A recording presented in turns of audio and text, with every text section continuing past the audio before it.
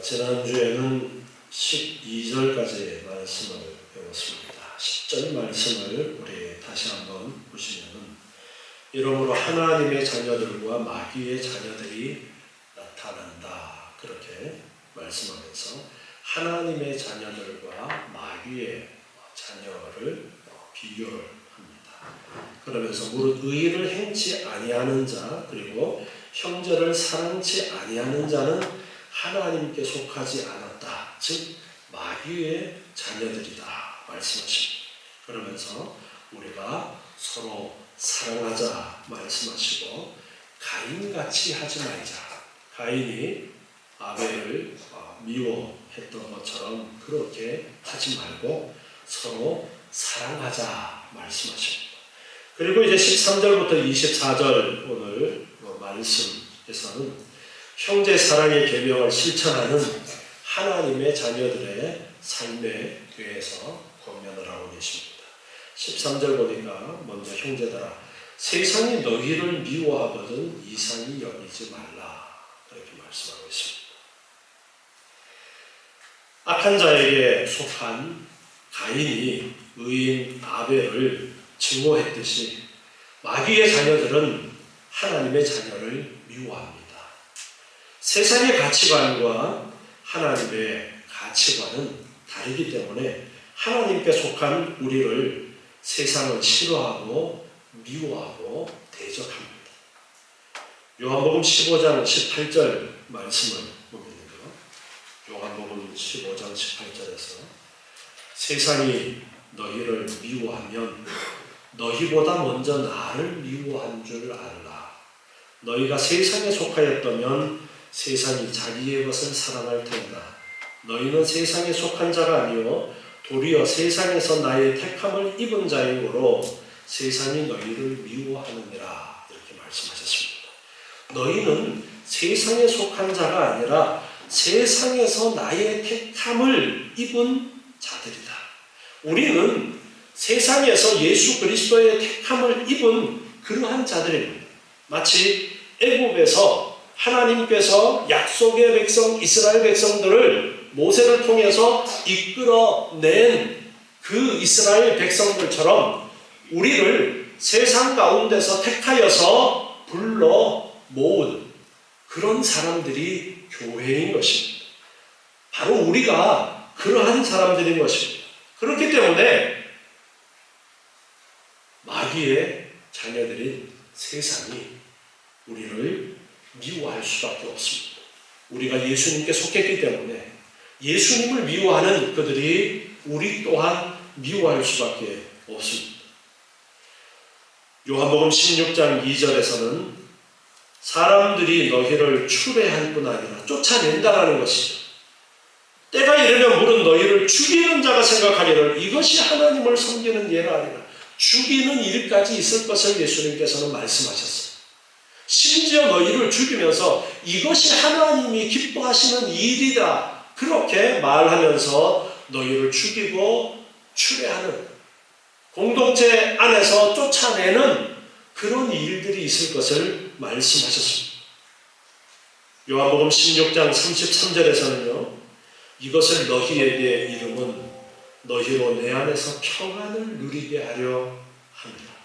세상에서는 너희가 환난을 당하나 담대하라 내가 세상을 이기었노라. 계속해서 예수님께서는 제자들에게 너희가 세상에 속해 있지 않고 나에게 속해 있기 때문에 내가 너희를 택하여 불러내었기 때문에 세상이 너희를 핍박하고 너희를 죽이기까지 할 것이다 라는 말씀을 하십니다. 그런데 평안을 누리라 그렇게 말씀하십니다. 세상에서는 너희가 환난을 당하나 담대하라 내가 세상을 이기었노라. 우리는 하나님의 자녀들입니다. 하나님의 백성이 되었습니다. 세상이 우리를 싫어하는 것은 당연한 것입니다.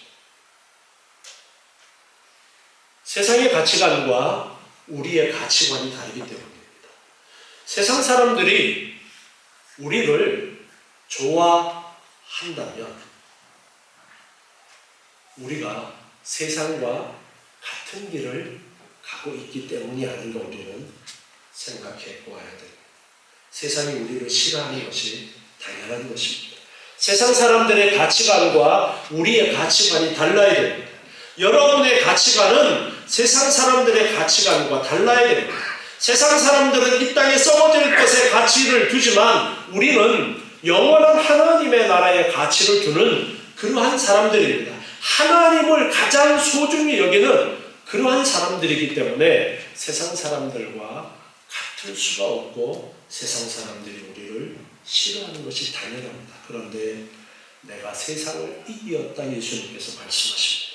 예수님께서 앞으로 내가 이길 것이다 말씀하시는 것이 아니라 이미 이기셨다라는 말씀을 하십니다. 이미 예수님께서 세상을 이기셨기 때문에 게임은 끝난 거예요. 그렇지만 예수님께서 세상을 이기셨지만 우리가 이 땅에 사는 날 동안에는 마치 우리가 진 것처럼 그렇게 보여지는 일들이 많이 있을 것을 말씀하고 있습니다. 그러나 그런 상황 속에서도 우리는 내가 이겼다라는 것을 확신 가운데서 평안을 누리라 말씀하십니다. 여러분, 우리나라하고 다른 나라 이렇게 축구 경기를 보다 보면 막 우리나라가 지고 있어요. 그러면 막 조마조마해서 막 한 골 넣어야 되는데 한 골 넣어야 되는데 한 골 넣으려고 그러면 막 같이 긴장하고 넣어야 되는데 그런데 재방송을 보면 어떻습니까? 이긴 걸 알고 재방송을 보면 그 쫄깃쫄깃함이 있어요, 없어요? 그 긴장감이 훨씬 덜하죠. 편안합니다. 뭐 한 골 먹어도 그래 한 골 먹었는데 나중에 우리가 이겼어. 우리는 이미 예수님께서 승리하셨음을 알아야 돼. 그리고 결과를 알고 지금 이 과정 속에 있는 그러한 상태인 것입니다.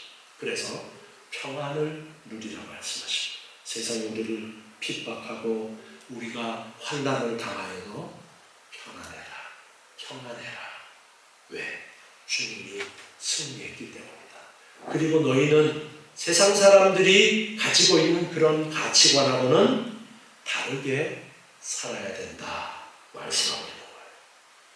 14절을 보니까 우리가 형제를 사랑함으로 사망에서 옮겨 생명으로 들어간 줄을 알거니와 사랑치 아니하는 자는 사망에 거하느니라. 현대인의 번역 성경을 제가 한번 읽어드리겠습니다. 우리는 형제를 사랑하기 때문에 죽음에서 벗어나 이미 영원한 생명을 소유하고 있다는 것을 압니다.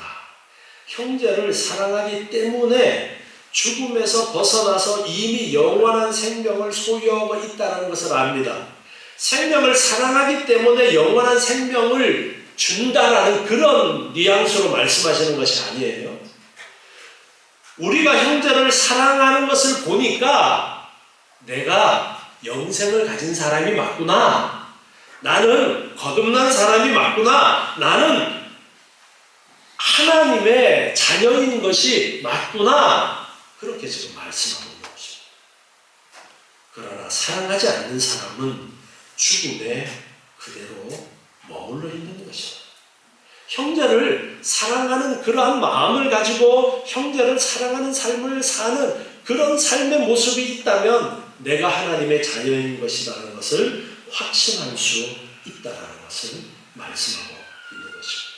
그러나 반대로 내가 형제를 미워하고 형제를 사랑하지 않는 그런 삶으로 살아가고 있다면 나는 아직까지 거듭나지 못한 영원한 멸망 가운데 있는 그러한 자이다라는 것입니다. 그래서 15절에 그 형제를 미워하는 자마다 살인하는 자마다 영생이 그 속에 거하지 아니하는 것을 너희가 아노라. 형제를 사랑하지 않는 삶을 살고 있다면 거듭나지 않았다라는 거예요. 3단 논법으로 형제를 미워하는 자는 살인하는 자요, 살인한 자는 영생이 그 속에 없다. 따라서 형제를 미워하는 자는 그 속에 영생이 없다. 지금 그렇게 말씀하고 있습니다. 마태복음 5장 21절 말씀을 보겠습니다. 산상수훈을 말씀하신 부분에서요. 마태복음 5장 21절에 보니까요. 옛사람에 말한다. 살인치 말라. 누구든지 살인하면 심판을 받게 되리라 하였다는 것을 너희가 들었으나 나는 너희에게 이르노니 형제에게 노하는 자마다 심판을 받게 되고 형제를 대하여 라가라 하는 자는 공회에 잡히게 되고, 이 라가라는 말은 욕을 하는 거예요. 미련한 놈이라 하는 자는 지옥불에 들어가게 되리라. 예수님께서 구약 율법에서는 살인하면 심판을 받게 된다라는 것을 너희가 알고 있지만, 예수님께서는 한 걸음 더 나아가서 말씀하시는데, 형제에게 노하거나 욕하거나 미련한 놈이라고 그렇게 욕을 하거나 하면은 그것으로 지옥불에 들어가게 되는 죄가 된다. 그렇게 예수님께서 말씀을 하고 있습니다. 미움과 살인을 동일시하고 있는 것입니다. 살인은 미움에서 출발합니다.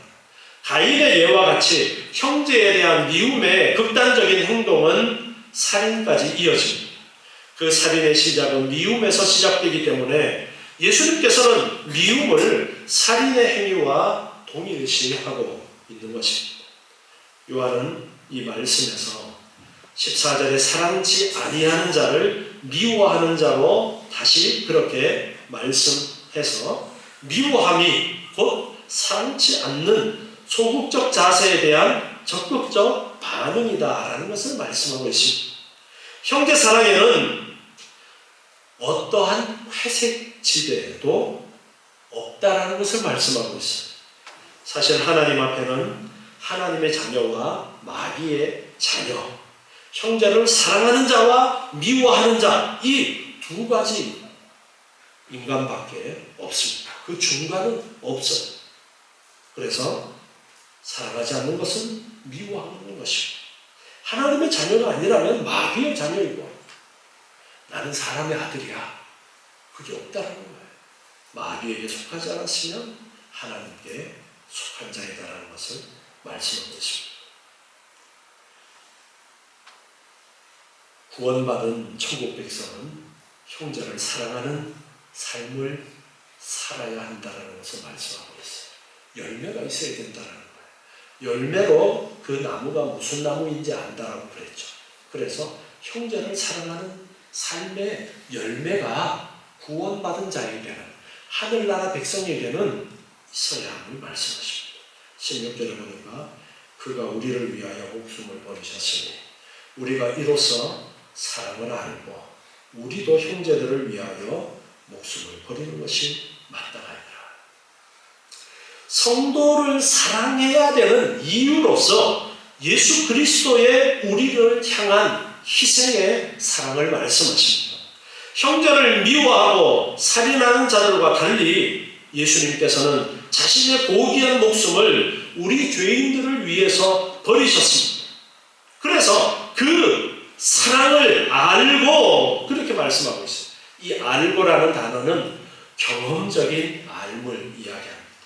예수님께서 우리를 위하여 생명을 버리신 것 그냥 지식으로만 아는 것이 아니라, 내가 오랫동안 예수를 믿음으로써 내 신앙생활을 통해서 정말 뼈저리게 그 사랑과 은혜를 알게 되어진 그 알물 이야기하고 있어요.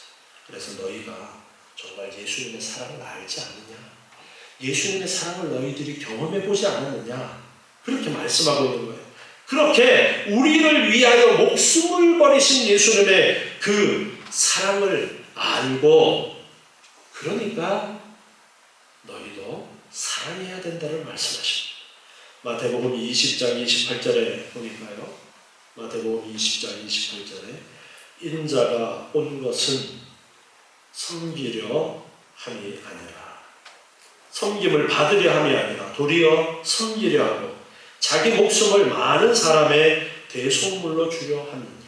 예수님께서 이 땅에 오신 이유를 어떻게 말씀하시느냐니까 자기 목숨을 많은 사람의 대속물로 자기 목숨을 주려고 오셨다 말씀하십니다. 요한복음 3장 16절 말씀, 우리 잘 알고 있는 말씀이죠. 하나님이 세상을 이처럼 사랑하사 독생자를 주셨는데 이는 저를 믿는 자마다 멸망치 않고 영생을 얻게 하려 하십니다. 우리에게 영생을 주시려고 독생자 하나밖에 없는 아들 예수님을 이 땅에 보내주셨다. 그렇게 말씀하고 있습니다. 요한복음 10장 15절에서도 말씀하고 있어요. 요한복음 10장 15절에 아버지께서 나를 아시고 내가 아버지를 아는 것 같으니 나는 양을 위하여 목숨을 버린다. 나는 양을 위해서 목숨을 버린다. 예수님께서 양을 위해서 목숨을 버린다. 자기의 목숨을 우리를 위해서 버리시는 것을 말씀하십니다. 그리고서 요한복음 13장 34절에서 요한복음 13장 34절 보니까 새 계명을 너희에게 주노니 서로 사랑하라. 내가 너희를 사랑한 것 같이 너희도 서로 사랑하라. 우리를 위해서 목숨을 주신 그 사랑을 보여주시면서 내가 너희를 사랑하는 것 같이 너희도 사랑하라 말씀하고 있는 것입니다. 그래서 요한 사도는 16절에서 우리도 그래서 형제를 위하여 목숨을 버리는 것이 마땅하다고 말씀하십니다. 여러분, 형제를 위해서 목숨을 버리는 것이 마땅하다. 지금 우리나라는 이런 신앙생활을 하며 위험한 그런 핍박이나 환난은 거의 없는 그런 상황 가운데 있습니다. 그런데 로마 시대 때에는 기독교가 공식적으로 공인되기 이전에는 정말 많은 환난과 핍박이 있었습니다. 그래서 잡아가서 죽이는 일들이 아주 많이 있었어요. 우리나라도 일제시대 때도 그런 부분이 있었고 또 6.25 전쟁 때에 공산당에 의해서 많은 기독교인이 희생되는 그런 일들이 있었는데 형제를 위하여 목숨을 버리는 것이 마땅하다. 우리가 주님 안에서 세상에 속해 있지 않고 세상에서 택함을 받아 교회가 되었습니다. 하나님의 나라 백성이 되고 하나님의 나라가 되었어요. 우리는 한 형제들입니다. 우리가 한 형제이기 때문에 예수님께서 희생적인 사랑을 하신 것처럼 우리도 형제들을 위해서 희생적인 사랑을 하라고 말씀하고 있습니다. 이 말씀이 쉬운 말씀이 아니에요. 그냥 듣고 그래 형제를 사랑하라고 그렇게 넘기기가 쉽지 않은 그런 말씀을 오늘 하고 계십니다. 예수님이 우리를 위하여 목숨을 버린 것처럼 너희도 형제를 위해서 목숨을 버려라.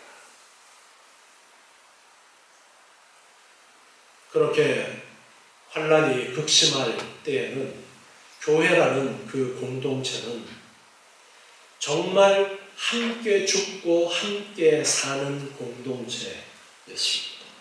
그럴 수밖에 없었습니다. 누군가가 밀고를 하면 그 공동체는 모두가 다 끝장이 나는 그런 상황이었습니다. 지금 그러한 외적인 압력은 없어도 영적으로 사단은 끊임없이 우리를 노리고 있다는 것을 우리가 인식해야 됩니다.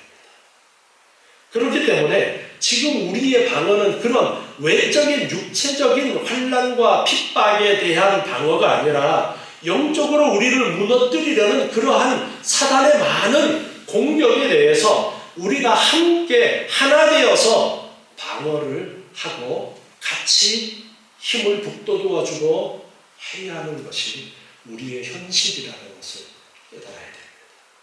그래서 서로를 위해서 기도해주고 서로를 위해서 격려해주고 정말 감당하기 어려운 일이 있으면 함께 그 짐을 나누어 지고 기쁜 일이 있을 때 함께 그 기쁨을 나누고 교회 공동체 안에 이러한 일들이 당연히 있어야 된다는 것을 우리가 인식해야 돼요. 정말 형제를 위해서 내 목숨도 내어놓을 수 있도록 아니 교회를 위해서가 바로 형제를 위해서예요. 교회라는 것이 바로 공동체를 말씀하고 있기 때문입니다.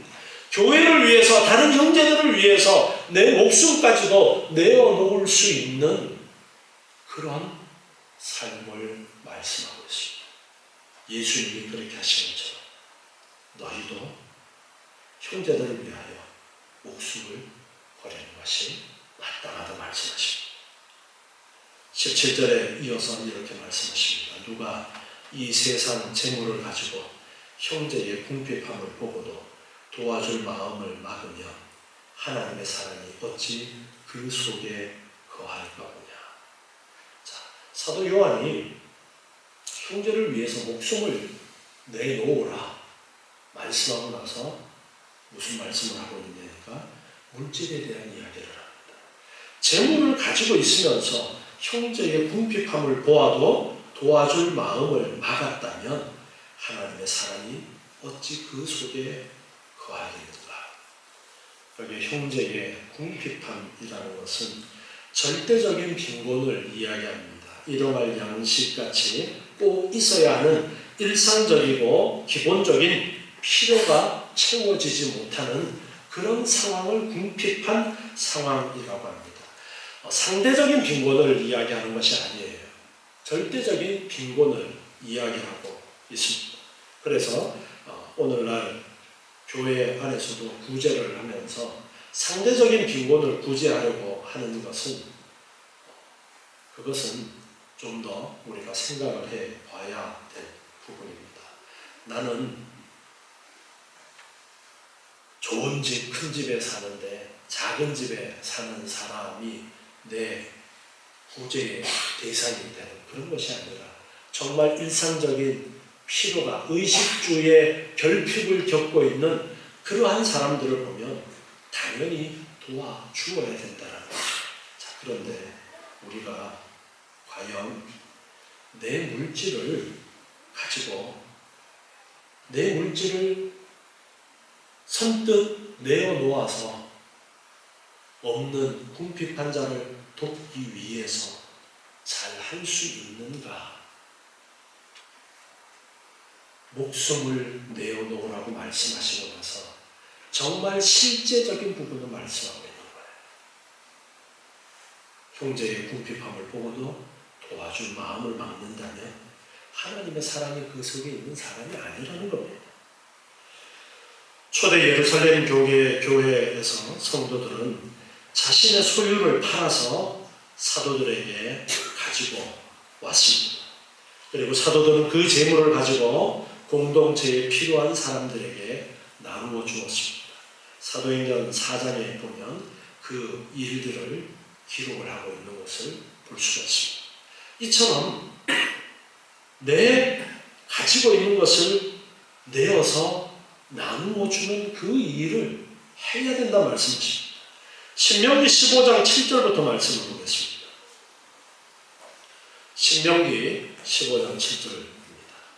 내 하나님 여호와께서 내게 주신 땅 어느 성읍에서든지 가난한 형제가 너와 함께 거하거든 그 가난한 형제에게 내 마음을 강팍히 하지 말며 내 손을 움켜 쥐지 말고 반드시 내 손을 그에게 펴서 그 요구하는 대로 쓸 것을 넉넉히 구워주라.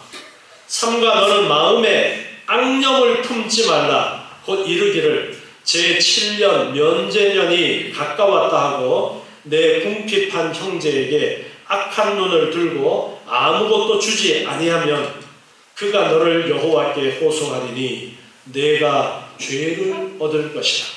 궁핍한 형제가 와서 좀 구워달라고 요청할 때에 구워주라고 말씀하십니다. 만약에 너가 구워주지 않으면 그것이 죄라고 말씀하십니다. 그가 여호와께 호소하게 되어지고 그것이 죄가 될 것이라고 말씀하십니다. 궁핍한 자를 도와주지 않는 것이 죄라고 말씀하고 있는 거예요. 너는 반드시 그에게 구제할 것이요 구제할 때에는 아끼는 마음을 품지 말 것입니다. 이로 인하여 내 하나님 여호와께서 내 범사와 내 손으로 하는 바에 내게 복을 주시리라. 구제해라. 당연히 의무다. 구제하면 하나님이 채워주시겠다라고 말씀하고 있습니다. 땅에는 언제든지 가난한 자가 그치지 아니하겠는고로 내가 내게 명하여 이르노니 너는 반드시 내 경내 내 형제의 곤란한 자와 궁핍한 자에게 내 손을 펼지니라. 아멘. 좀 이상한 말씀을 하십니다. 땅에는 언제든지 가난한 자가 그치지 아니하겠다 말씀하십니다. 그리고 구제하면 그 구제하는 자를 하나님이 복 주시겠다라고 말씀하십니다. 자, 이게 어떤 의미의 말씀일까요? 하나님이 물질을 나에게 풍성하게 주셨으면 그 풍성하게 주신 물질의 용도가 무엇이라는 걸까요? 가난한 자들의 필요를 채우는데 아끼지 말아야 된다는 것을 말씀하고 있습니다. 하나님이 얼마든지 골고루 다 나누어 주실 수 있어요. 그런데 하나님이 어떤 사람에게는 많이 주시고 어떤 사람에게는 아주 생활의 최저 필요마저도 채워지지 않는 그런 가난한 상황을 하나님이 주신 거예요. 왜 그렇게 하셨느냐? 그러고서 말씀하십니다. 야, 가난한 자들을 구제하는 거 아끼지 마라. 그러면 내가 복을 줄게.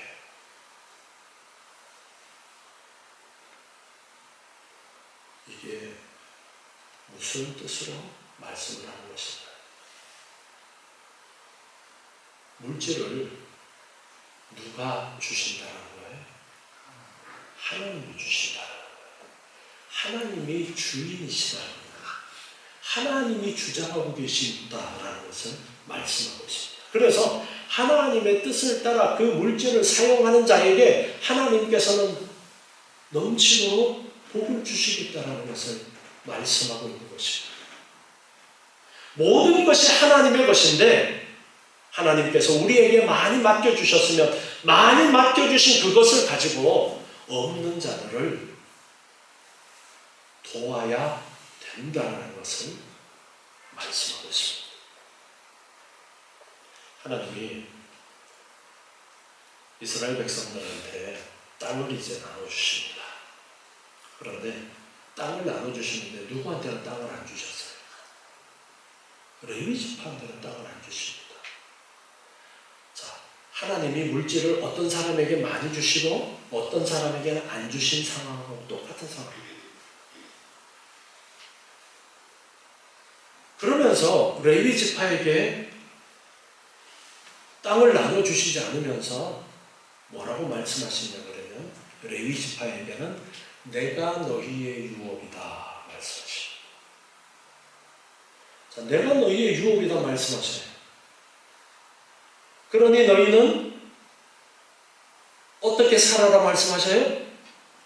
손가락만 빨면은 그 손가락만 빨면 배불러질 거야. 그렇게 말씀하셨어요?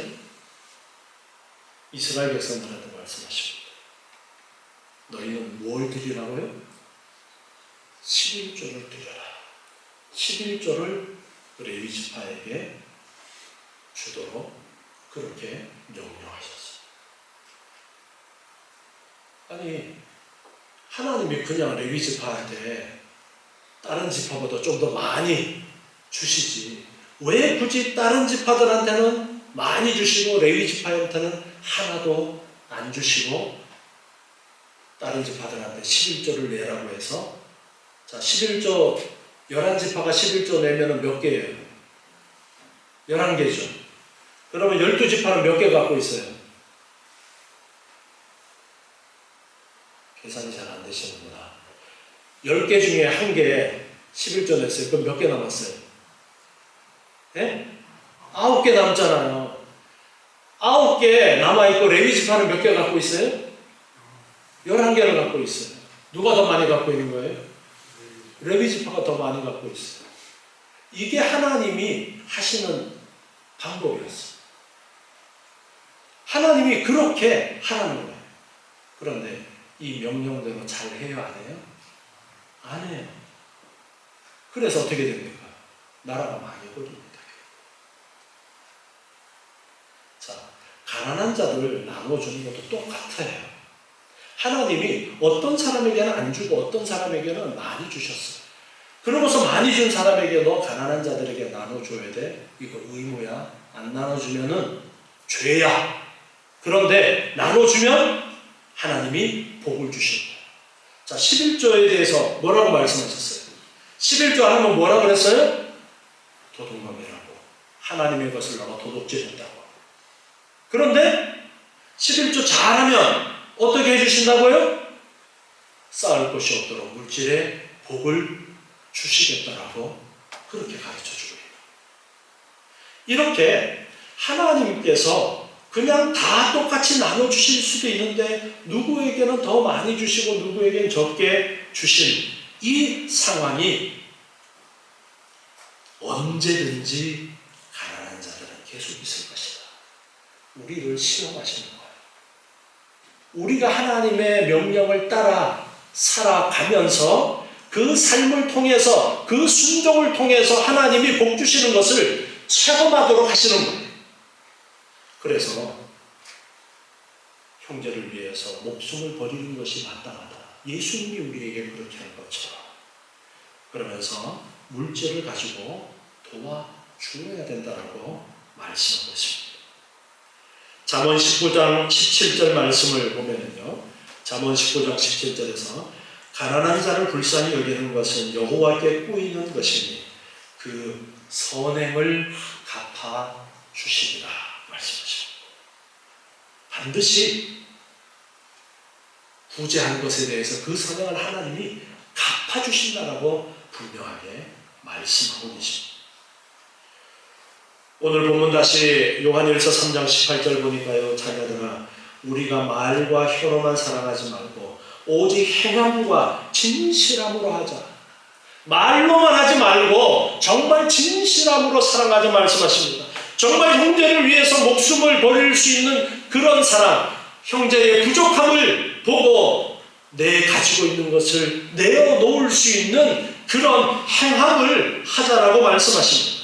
이로써 우리가 진리에 속한 줄을 알고 또 우리 마음을 주 앞에서 굳세게 하려고 참된 사랑의 실천, 말과 혀가 아닌 행함과 진실함으로 하는 사랑의 실천자는 주 앞에서 흔들리지 않는 담대한 마음을 가지게 된다고 말씀하십니다.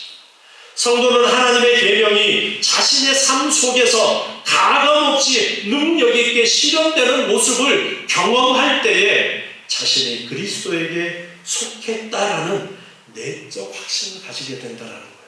내가 정말 형제를 사랑하는 그 말씀처럼 내 마음속에 형제를 사랑하는 마음이 생겨서 형제를 사랑하고 가난한 자들, 가난한 형제들을 보면서 도와주고 싶은 마음이 생겨서 가난한 자들을 도와주는 그 삶의 모습을 내 스스로가 보면서 정말 내 속에 믿는 자로서의 삶의 모습이 나타나는구나. 내가 정말 구원받은 자가 맞구나. 하나님의 자녀가 맞구나. 그것을 확신하게 된다는 것을 말씀하고 있습니다. 20절에 보니까 우리 마음이 혹 우리를 책망할 일이 있거든 하물며 우리 마음보다 크시고 모든 것을 아시는 하나님일까 보냐. 우리 마음도 우리를 책망할 경우가 있는데 우리 마음보다 크시고 우리의 모든 것을 다 아시는 하나님은 더욱 책망하시지 않겠느냐. 우리 스스로도 양심의 가책을 느끼면서 잘못된 부분을 깨달으면 하나님은 어떠시겠느냐? 책망하시지 않겠느냐? 하나님이 책망하시니까 너희들 하나님의 자녀답게 살도록 힘쓰라는 거예요. 사랑하는 자들아, 만일 우리 마음이 우리를 책망할 것이 없으면 하나님 앞에서 담대함을 얻게 된다. 내가 스스로가 책망할 것이 없다면, 부끄럽지 않다면 하나님 앞에서 담대함을 얻는다. 가늠하다 현장에서 잡혀온 여인을 예수님에게 데리고 왔을 때 예수님이 뭐라고 말씀하셨어요? 죄 없는 자가 먼저 돌로 치라. 다들 양심의 가책을 느끼고 돌아갔어요. 우리 마음이 우리를 책망할 것이 없으면 하나님 앞에서도 담대함을 얻는다는 것입니다. 그러면서 22절에 말씀하십니다. 무엇이든지 구하는 바를 그에게 받나니 이는 우리가 그의 계명들을 지키고 그 앞에서 기뻐하시는 것을 행하며, 사랑의 계명을 실천함으로써 스스로 책망할 것이 없는 자는 기도 응답의 은총을 누리게 된다는 것을 말씀하십니다. 시편 145편 18절 말씀 보면요. 시편 145편 18절, 여호와께서는 자기에게 간구하는 모든 자, 곧 진실하게 간구하는 모든 자에게 가까이 하시는도다. 저는 자기를 경외하는 자의 소원을 이루시며 또 저희 부르짖음을 들으사 구원하시리로다. 자기를 경외하는 자의 소원을 이루어 주신다. 하나님을 경외하는 자, 하나님의 계명을 지키는 자, 하나님의 말씀대로 살아가기를 힘쓰는 그런 사람들, 그 기도에 응답해 주심을 말씀하십니다. 무엇이든지 구하는 말을 그에게 받나니. 하나님 앞에, 하나님, 제가 이런 일을 하려고 하는데 필요합니다. 하나님 좀 주세요. 자, 하나님이 가만히 그 사람의 삶을 지켜보았어요. 그 사람의 삶을 지켜보니까 그 사람이 정말 하나님이 먼저 주신 것을 가지고 정말 하나님 기뻐하시는 뜻대로 잘 썼어요. 하나님, 제가 어떤 일을 계획하고 있는데 필요해요. 그럼 하나님이 주시겠어요? 안 주시겠어요? 당연히 주시는 거예요. 그걸 말씀하시는 거예요. 23절에 말씀하십니다. 계명을 지키는 것에 대해서, 계명을 지키며 구하는 바를 받는다 그랬는데 그의 계명은 이것이니 곧 그 아들 예수 그리스도의 이름을 믿고, 예수 그리스도를 믿고 그가 우리에게 주신 계명대로 서로 사랑하는 것이다. 예수를 믿고 그 계명을 따라 서로 사랑하는 그러한 자는 구하는 것을 받는다는 것입니다. 그의 계명들을 지키는 자는 주 안에 거하고 주는 저 안에 거하시나니 우리에게 주신 성령으로 말미암아 그가 우리 안에 거하시는 줄을 우리가 아느니라. 요한복음 15장 17절에서 포도나무 비유를 말씀하시면서 너희가 내 안에 거하고 내 말이 너희 안에 거하면 무엇이든지 원하는 대로 구하라. 그리하면 이루리라 말씀하셨어요. 우리가 예수 그리스도와 교제하는 그런 삶을 산다면, 예수 그리스도 안에 있다면 우리의 기도에 응답하신다라는 것을 가르쳐 주신 것입니다. 그의 계명들을 지키는 자는 주 안에 거하는 것이다. 주는 저 안에 거하신다. 바로 포도나무 비유에서 말씀하신 바로 우리가 주님 안에 있는, 주님과 우리가 온전히 하나 되어지고 교제하는 그런 삶을 말씀하시는 것입니다. 우리에게 주신 성령으로 말미암아 그가 우리 안에 거하시는 줄을 우리가 아느니라. 우리 안에 거하시는 성령을 통해서 우리는 예수님이 우리와 함께 하심을, 아버지 하나님이 우리와 함께 하심을 알게 된다는 것을 말씀하십니다.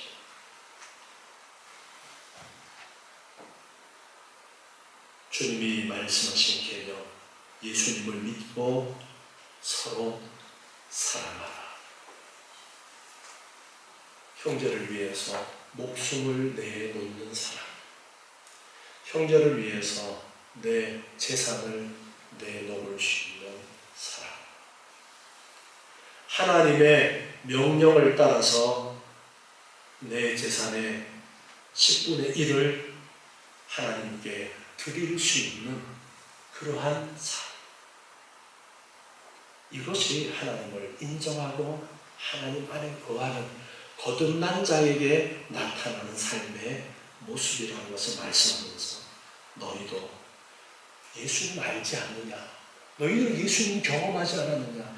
예수님의 사랑을 경험하지 않았느냐? 예수님께서 우리를 위하여 목숨을 버린 거 잘 알지 않느냐? 그러니까 너희들도 형제를 위해서 재산을 아끼지 말고 목숨을 아끼지 말고 내어 놓을 수 있는 그런 삶을 살아. 세상 사람들과 다른 가치관을 가지고 이 땅에 썩어질 것에 우리의 목표가 있는 것이 아니라 영원한 하나님의 나라의 목표를 두고 살아가는 그런 삶을 살아라라고 교회를 향해서 권면하고 계십니다. 이 말씀을 기억하시고 온전히 하나님의 뜻을 따라 우리의 물질을 사용할 줄 알고 하나님의 뜻을 따라 내 삶이 정말 하나님이 기뻐하시는 아름다운 열매 맺는 그런 삶을 사시는 여러분 되시기 바랍니다. 기도하겠습니다. 하나님 감사합니다. 오늘 주시는 귀한 말씀을 따라서 주님의 그 십자가의 사랑을 아는 저희들, 주님이 사랑하신 것처럼 형제를 사랑할 줄 아는 저희들 되게 하시고 아버지 하나님께서 우리에게 주신 물질을 가지고 아버지의 뜻을 따라 가난한 자들을 위하여 내어놓을 수 있는 저희의 복된 삶이 되게 하여 주시옵소서. 썩어질 이 땅의 것에 우리의 욕심이 있는 것이 아니라 영원한 하나님의 나라에 우리의 목표를 두고 우리의 욕심을 두는 세상 사람들과는 다른 가치관을 가진 하나님의 자녀들의 삶을 살게 도와 주시옵소서. 예수님의 이름으로 기도드리옵나이다. 아멘.